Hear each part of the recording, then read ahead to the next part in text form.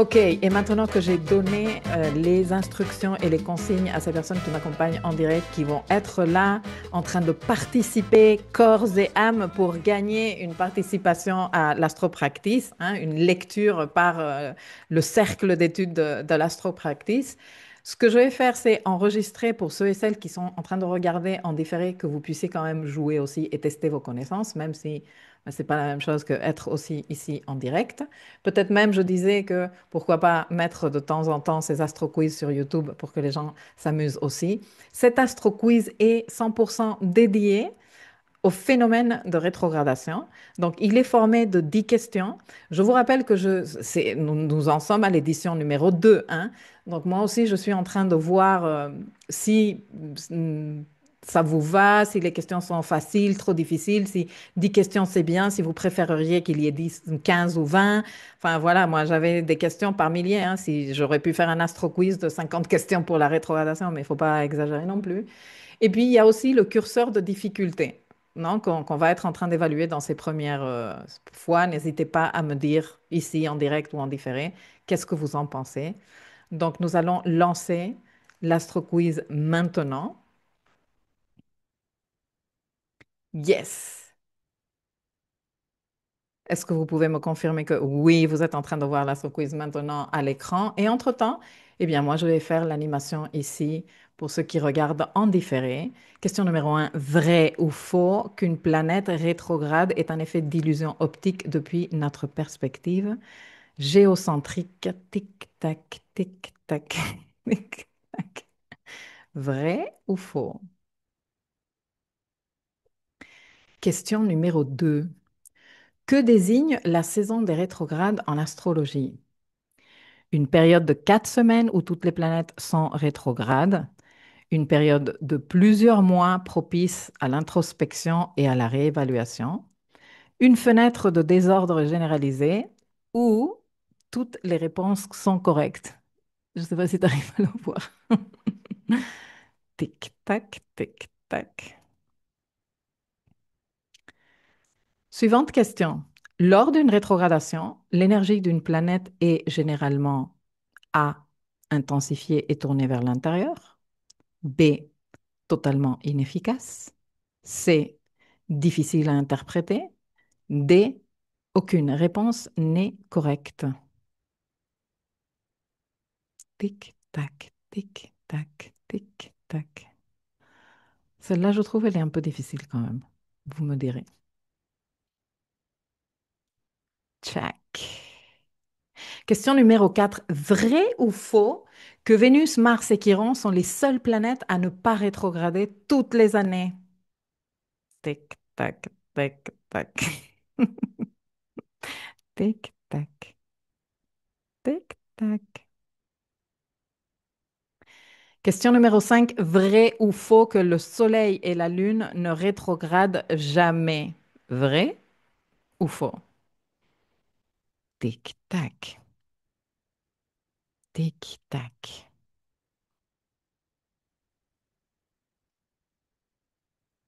Question numéro 6. Vrai ou faux que la rétrogradation des planètes a différents niveaux de lecture en astrologie?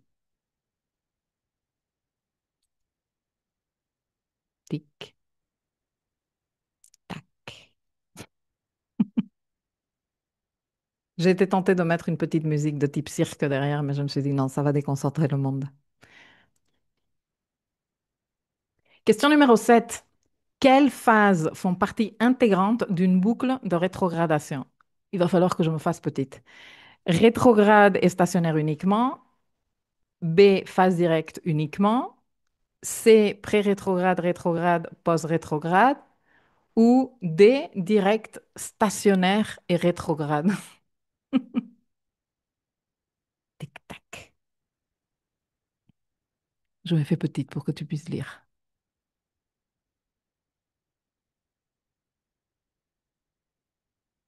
OK, let's continue. Question numéro 8. Parmi les propositions suivantes, lesquelles décrivent une attitude stratégiquement saine pendant la saison des rétrogrades? A. S'autoriser un ralentissement. B. revenir sur des décisions passées. C, réajuster ses intentions, resignifier ses croyances. D, toutes les réponses sont correctes. Tic, tac, tac, tac, tac.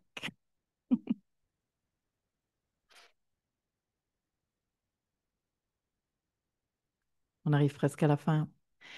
Question numéro 9. Mercure rétrograde peut être un bon moment pour, et attention parce que pour cette question, plusieurs options sont possibles, hein, à différence des questions antérieures. A. Prendre des décisions radicales et définitives. B. Relancer un client en suspens. Tu vois, le type de client qui t'avait dit, ah oui, envoyez-moi le devis et qui ne t'a jamais plus répondu. C. Reprendre un contact avec une vieille amie. Ou D. Réécrire une bio ou revoir ou réécrire un projet. Pour celle-ci, je vais te donner un tout petit peu plus de temps parce que quand même.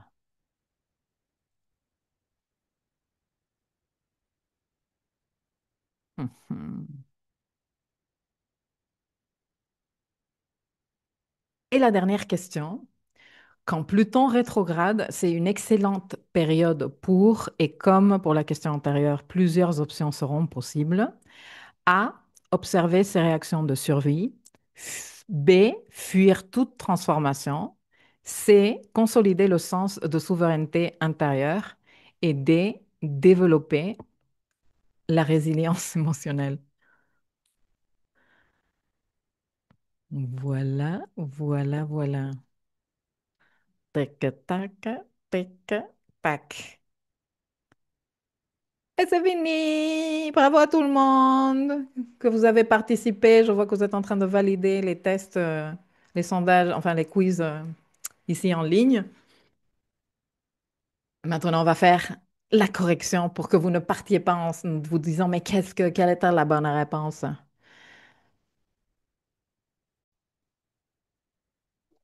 Et nous reprenons, j'ai fait marche arrière dans ma présentation, j'ai laissé les personnes en direct répondre.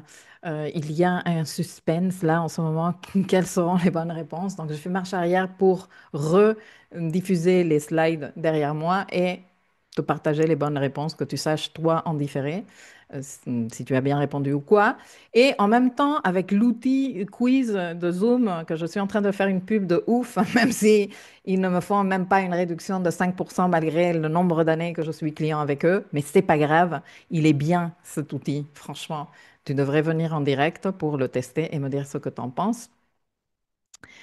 Euh, En général, nous avons des commentaires très bien, c'est sympa ce quiz, très bien, trop chouette, trop sympa, super bien niveau présentation et niveau timing, c'est top cette version, très sympa et OK pour la difficulté. Les deux dernières questions un peu plus problématiques. Difficulté correcte. OK, bon, tout le monde se retrouve alors. OK, donc on va commencer. La première question était, est-ce qu'une planète rétrograde est un effet d'illusion optique depuis notre perspective géocentrique, vrai ou faux? Et la bonne réponse était vraie. D'ailleurs, la meilleure réponse de toutes, c'est que la rétrogradation est un effet d'illusion optique depuis n'importe quelle perspective planétocentrique. C'est-à-dire que si tu es sur Vénus et que tu regardes le ciel, tu vas observer des planètes rétrogrades. Si tu es sur Mars, tu vas observer des planètes rétrogrades. Si tu es sur Saturne, tu observeras la rétrogradation des planètes. Ce n'est pas juste exclusivement de notre perspective géocentrique. Mais bon, comme nous sommes sur Terre, ben voilà. Donc c'était vrai. Question numéro 2. Que désigne la saison des rétrogrades en astrologie? Et je te donnais quatre options. Une période de 4 semaines où toutes les planètes sont rétrogrades, une période de plusieurs mois propice à l'introspection, une fenêtre de désordre généralisé où toutes les réponses sont correctes, et la réponse correcte était la B. Et je sais que peut-être tu vas être en train de râler en silence, mais non, mais comment ça, les planètes sont rétrogrades en saison des rétrogrades? Oui, il n'y a pas 4 semaines. Hein, ça, c'était, on va dire que c'était un petit piège. Il n'y a pas 4 semaines dans l'année où toutes les planètes sont rétrogrades et c'est 7 semaines, c'est ces 4 semaines-là qu'on appelle la saison des rétrogrades. C'est une saison qui s'étend dans le temps, qui dure environ minimum 4-5 mois, où la plupart des planètes sont rétrogrades. Et celle qui nous intéresse normalement le plus est Saturne, hein. Quand Saturne est rétrograde, on sent la période des rétrogrades, on sent la saison des rétrogrades. Et par exemple, en cette année 2025, eh bien, nous avons eu Mercure et Saturne en train de rétrograder quasiment en même temps. Je continue. Question numéro 3. Lors d'une rétrogradation, l'énergie d'une planète est généralement, et voilà les quatre choix que vous aviez, la réponse correcte est la réponse A, intensifiée et tournée vers l'intérieur. Ce n'est pas vrai qu'une planète rétrograde a une énergie totalement inefficace, au contraire. Et ce n'est pas vrai qu'elle est difficile à interpréter. Enfin, si tu es une quiche en astro et que tu n'as aucune idée, bien sûr que c'est difficile à interpréter, mais ça, ce n'est pas parce que la planète est rétrograde, ça, c'est parce que, voilà, il te manque des informations. OK? Très bien. Continuons avec vrai ou faux. Numéro 4, Vénus, Mars et Chiron sont les seules planètes à ne pas rétrograder toutes les années. Eh bien, c'est faux. Chiron rétrograde toutes les années. Ça aurait été vrai si Vénus et Mars étaient les seules options dans cette phrase. Vénus et Mars, en fait, sont les seules planètes à ne pas rétrograder toutes les années. Vénus rétrograde une fois chaque 18-19 mois et Mars chaque 26-28 mois plus ou moins. Donc, fausse. Phrase fausse. Question numéro 5. Le Soleil et la Lune ne rétrogradent jamais. Est-ce que c'est vrai ou est-ce que c'est faux? Et là, vous allez m'excuser parce que en vrai, la phrase est vraie. Le Soleil et la Lune ne rétrogradent jamais. J'ai fait une erreur dans les réponses. J'ai mis faux. Je me suis gourée. Donc non, c'est la bonne réponse est vraie. Le Soleil et la Lune ne rétrogradent jamais. C'est impossible. Si on comprend le phénomène de rétrogradation, c'est impossible, astronomiquement parlant, de penser que le Soleil pourrait, même par illusion optique, rétrograder, ou la Lune. La Lune étant une, un satellite de la Terre, non? Donc, elle nous accompagne dans tous les mouvements que nous faisons. Elle n'a jamais une perspective différente par rapport à nous, comme ce serait le cas de Mercure, Vénus et toutes les autres planètes, tu vois? Ah oui, mais si vous étiez en train de râler dans les commentaires, j'avais déjà tout le monde en train de dire, non, mais pourquoi la réponse, elle est fausse? Non, mais parce que je me suis trompée, messieurs, mesdames. Mais je la considérerais, bon, de toute façon, tout le monde a répondu vrai, hein. Et tout le monde a eu, là, on a eu un 100% de bonnes réponses. Question numéro 6. À mon avis, la prof a commencé l'apéro. Non, mais j'aurais pu, mais c'est pas vrai. OK. Numéro 6, vrai ou faux? La rétrogradation des planètes a différents niveaux de lecture en astrologie. Et la réponse encore ici est vraie. La rétrogradation des planètes peut se lire à différents niveaux. Et quand dis ça, je dis que, par exemple, on ne lit pas pareil une planète rétrograde au natal qu'une planète rétrograde en transit. Et même au natal, il y a la lecture de la planète rétrograde traditionnelle qui, je vais dire que je ne peux pas dire qu'elle est complètement fausse, tu vois. Quand on nous dit oui, quand tu as une planète rétrograde, il y a comme une difficulté à exprimer conventionnellement l'énergie de cette planète. Je ne peux pas te dire que la tradition est à tout faux. C'est vrai. Le truc de la tradition, c'est qu'elle reste dans ça. Elle reste, bon, bah, si tu as Vénus rétrograde, les affaires relationnelles et de valeur, ben, ça va pas être ton fort dans cette vie, non? Ça va te donner du fil à retordre. Et c'est vrai, mais il y a aussi une lecture évolutive, de type évolutif même et karmique, que moi j'aime beaucoup, des planètes rétrogrades au natal, non? Où tu viens avec quelque chose à rectifier, et ça rejoint encore ce principe kabbalistique que je vous ai déjà présenté dans les leçons du dossier principe kabbalistique, qui est le tikkun, et comment on vient corriger, non? Des situations qui nous ont dépassés dans des vies antérieures et on sait, notre âme qui est toujours très courageuse et a toujours une approche 100% évolutive dit, et en cette vie, ça, il faut que je le valide, ça, il faut que je le revive, je me donne une autre opportunité pour, euh, pour trouver la voie de connecter, si tu as par exemple une Vénus rétrograde, avec une plus grande amour, un plus grand amour de moi-même, une plus grande valorisation de moi-même, un plus grand sens de la légitimité.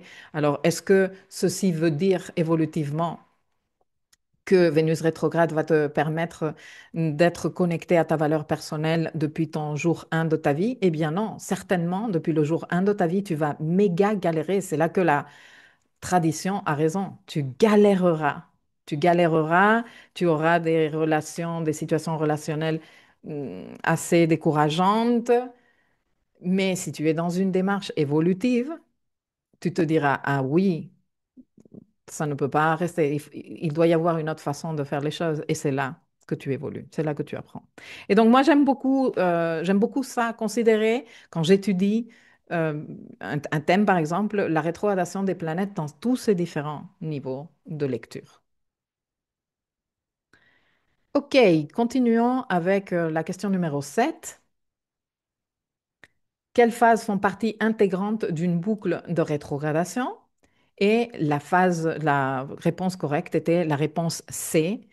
Une boucle de rétrogradation est formée de trois phases. Principalement la phase pré-rétrograde, quand la planète entre en ombre, elle est directe, elle est en train de parcourir les degrés sur lesquels elle reviendra par la suite. Ça, c'est la phase pré-rétrograde. La phase rétrograde, la planète est en train de reculer, elle est en train de repasser marche arrière par les degrés qu'elle a parcourus pendant l'ombre pré-rétrograde. Et quand elle reprend le mouvement direct, elle repasse une troisième fois et on a la phase post-rétrograde. Ceci, je vous l'ai expliqué dans les leçons du dossier Planète rétrograde. À chaque fois que je fais les leçons sur Mercure et, euh, et ces boucles rétrogrades, je vous explique, je vous dis toujours, la première phase pré-rétrograde, elle est super importante parce qu'elle nous livre les informations qui vont ensuite nous permettre de faire le travail intérieur pendant la phase de rétrogradation. Donc voilà, de toute évidence, question C était correcte. Pour la 7, je voulais mettre C et D car elles me semblent complémentaires. En fait, oui, le moment stationnaire, je ne le considère pas comme une phase en soi. C'est juste un changement de direction qui fait partie. Bon, si j'avais voulu être hyper précise, peut-être que j'aurais pu mettre les points de station ici et là. Mais ce n'est pas une phase en soi, le moment stationnaire. C'est juste le changement de direction. Par contre, l'ombre pré-rétrograde, la rétrogradation en soi et l'ombre post-rétrograde, oui, sont des phases de la boucle rétrograde. OK, continuons avec la question numéro 8. Parmi les propositions suivantes, lesquelles décrivent une attitude stratégiquement saine pendant la saison des rétrogrades? Et la bonne réponse était, toutes les réponses sont correctes. Bravo à tout le monde, vous avez eu toutes les bonnes réponses. Vous êtes trop forts. Continuons. Question numéro 9. Mercure rétrograde peut être un bon moment pour, et plusieurs options étaient possibles dans ce cas-ci. Et les trois bonnes options étaient B, C et D. Avec Mercure rétrograde, on veut relancer un client ou un projet en suspens. C'est le bon moment pour dire, on va faire quoi avec ça? Vous vous souvenez du devis que je vous avais envoyé il y a 3 mois, auquel vous ne m'avez même pas répondu? Euh, Reprendre contact avec une vieille amie, un vieil amant, enfin voilà, reprendre contact avec quelqu'un du passé, c'est très bien. Nous sommes contactés par le passé aussi. Réécrire un projet, revoir, c'est un excellent moment aussi de la rétrogradation de Mercure pour faire une relecture. Par exemple, si tu vas faire une publication bientôt, la rétrogradation de Mercure est idéale pour la relecture. Donc, bravo à tous ceux qui ont bien répondu. Et pour la dernière question, quand Pluton rétrograde, c'est une excellente période pour, et pareil, plusieurs options sont possibles. Et dans ce cas-ci, les bonnes réponses étaient A, C et D. Observer ces réactions de survie, consolider le sens de souveraineté intérieure et développer la résilience émotionnelle. Et je précise que pour pouvoir faire tout ça, il faut absolument que nous soyons confrontés à des moments de difficulté. Comment peux-tu observer tes réactions de survie quand tout va bien dans ta vie? Comment peux-tu consolider le sens de souveraineté intérieure si tu n'es pas face à une situation qui te parle aux tripes et qui te dit, tu te chies dessus? Ben, ouais, exactement, tu as bien raison. Tu vas faire comment? Comment peux-tu développer la résilience émotionnelle si tu n'es pas face à une situation qui justement sollicite que tu la gères émotionnellement? Et je précise tout ça parce qu'on a tendance à romancer les trucs qui arrivent avec les planètes en général, surtout Pluton, hein, parce que self-empowerment et tout ça. Mais c'est Pluton, il est exigeant. Et quand il rétrograde, eh bien, nous, oui, on est appelés à faire tout ça. Voilà. Et bravo à tous ceux qui ont bien répondu. Et nous avons terminé. J'espère que toi qui y as participé en différé, tu as passé un bon moment.